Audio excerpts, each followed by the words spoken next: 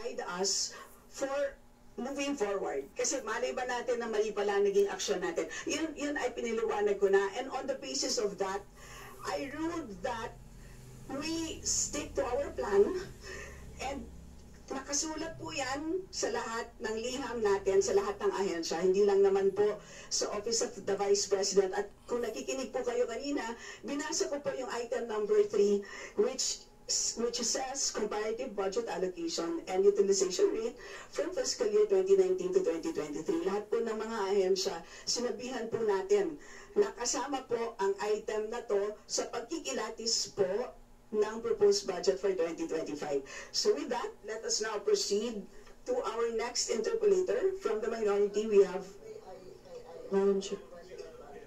No ruling. Whether it is taken, not taken, or no ruling. It is not taken. And I reiterate the earlier ruling, which is not taken. So we proceed to the next interpolator. From the minority, we have the Honorable Raul. Madam Chair. I'm sorry, but we are not proceeding with it unless, yes. But there was a representative who spoke, so... Oh, you yes. wish to... Yes. Yes, okay. So, yes, please, you may. Yes, thank you, Madam Chair. It seems that Representative Sonsing was well prepared when she came.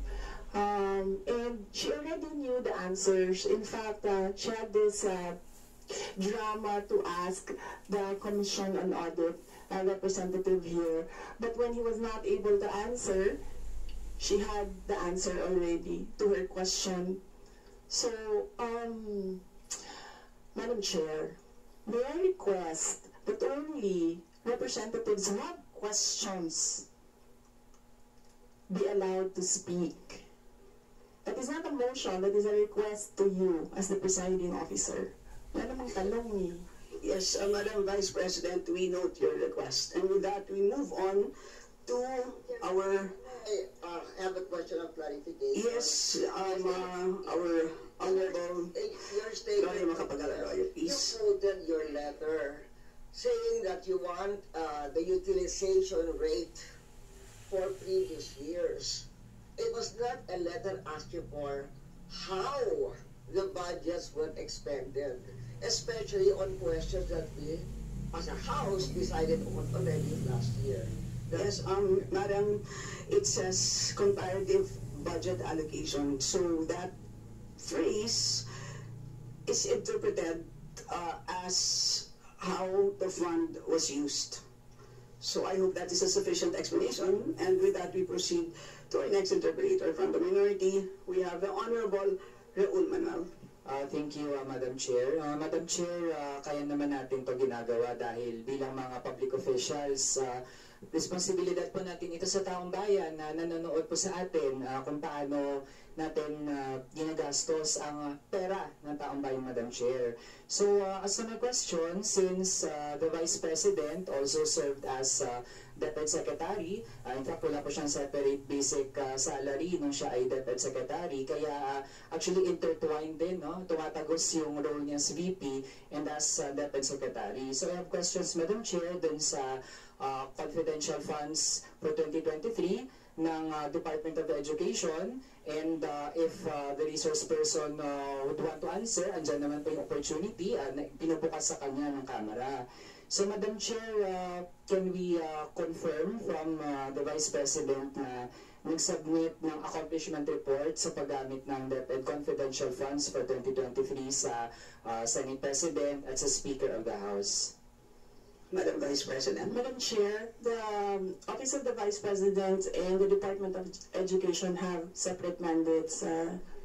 The roles of the Vice President and the Secretary of Education are not intertwined. And Madam Chair, I cannot speak for the Department of Education as I am not the Secretary anymore. Again, Madam Chair, hindi pala DepEd pala ito, no? O sige, tanong mo si DepEd yan. Honorable Manuel, Mr. Chair, iba na po ang DepEd Secretary natin ngayon na hindi naman nag-request ng confidential fund. Ang nag-request po noon as the DepEd Secretary ay ang Vice President. And Madam Chair, in all agencies, lagi ini-invoke national security, pag-target dun sa mga suspected na mga grupo. So, yung ganong tinake on na mandato, Madam Chair, kahit originally wala naman talaga yun sa OVP tsaka DepEd, tinake on ng resource person. Kaya ngayon, hindi dapat iwasan na sagutin din yun given ang tinake on na tasks ng resource person. Kasi Madam Chair, sige kung hindi po niya sasagutin, sa accomplishment report kasi for the first quarter of 2023, nabanggit po doon na yung confidential funds ng DepEd ginamit sa counter-insurgency program, prevention of recruitment by rebel and leftist groups among students and teachers. Meron din, Madam Chair, anti-terrorism programs, including the gathering of necessary information to implement peace and order within DepEd. Pareho din ang actual outcome tsaka ang kinlaim na accomplishments, Madam Chair, for second quarter and third quarter of 2023. So, gusto nating i-present din sa committee na ito, Madam Chair, na sa mga dokumento na sinamit din ng Commission on Audit, part po ng certification sa paggamit ng DepEd Confidential Fund ay galing sa mga military units. And Madam Chair, we have copies of those documents. Ang DepEd use of confidential funds in partnership with the 1st Infantry Division of Zamboanga del Sur, 5th Infantry Division of Isabela, 7th Infantry Division of Nueva Ecija, 9th Infantry Division of Camarines Sur. At ang mga activities nila, Madam Chair, ay mga youth leadership summits, yun po yung tawag nila doon, at mga information education campaigns. Now, can we present yung slide, Madam Chair? May pinipare po tayo as a sample sa ano yung mga pinapamahagi ng mga pamphlets sa ganitong mga di umano'y Youth Leadership Summit tsaka Information Education Campaign. Ay, Madam Chair, ang sabi po dyan, kapag nagsuot ka lang ng flag na may nakasulat na Serve the People, di ba, Madam Chair, napakagandang pakinggan, pero para po sa DepEd, Madam Chair, ang mga nagsusuot ng ganon dapat i-report sa DepEd. At bahagi po ng paggamit nila ng confidential fund ay pagpapakalat ng ganitong napaka-malicious na kaisipan, Madam Chair. And given that we already have a Supreme Court ruling na nagsasabing nakakapahamak sa buhay ng ating mga bata, mga kabataan, ang ganitong mga tipo ng propaganda, Madam Chair, it seems na para pala sa DepEd, accomplishment ang pagpapahamak ng buhay ng mga estudyante at ng mga teacher. In fact, under the now resigned DepEd Secretary, they violated their own order, Madam Chair.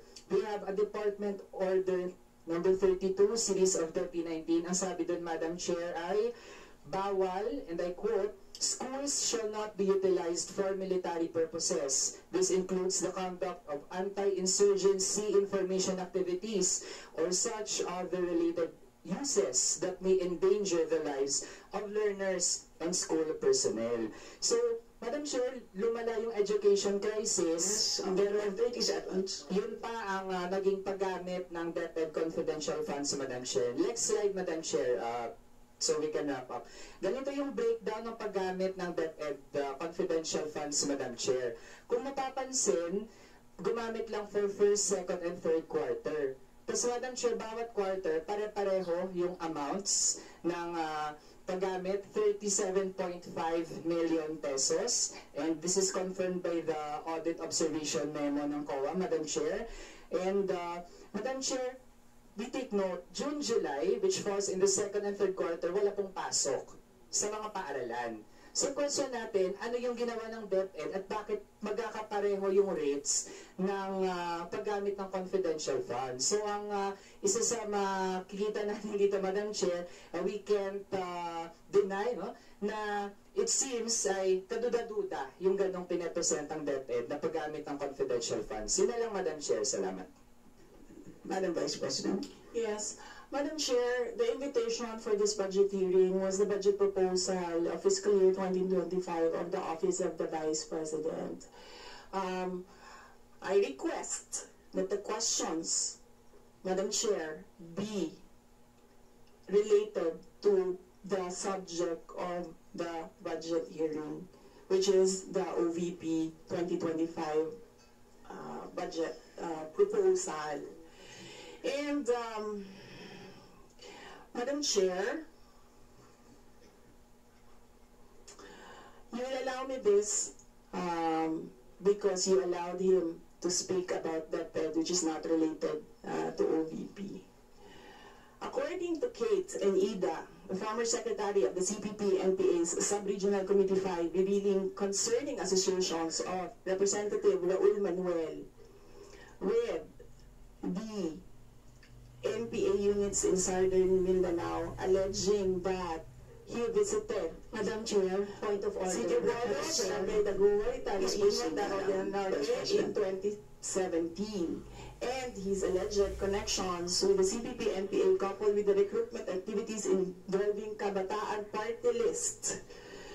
Rendell, who was missing for 11 months and Madam Chair, point of order, Madam Chair.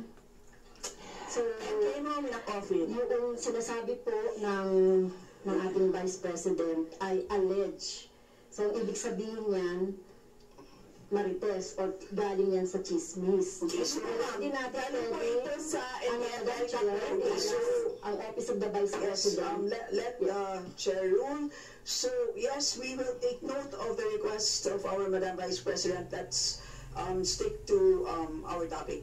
Okay, so with that, we shall proceed to our next member. From the majority, we have our Deputy Majority Leader, the Honorable Leandro Bonilla. Madam Chair.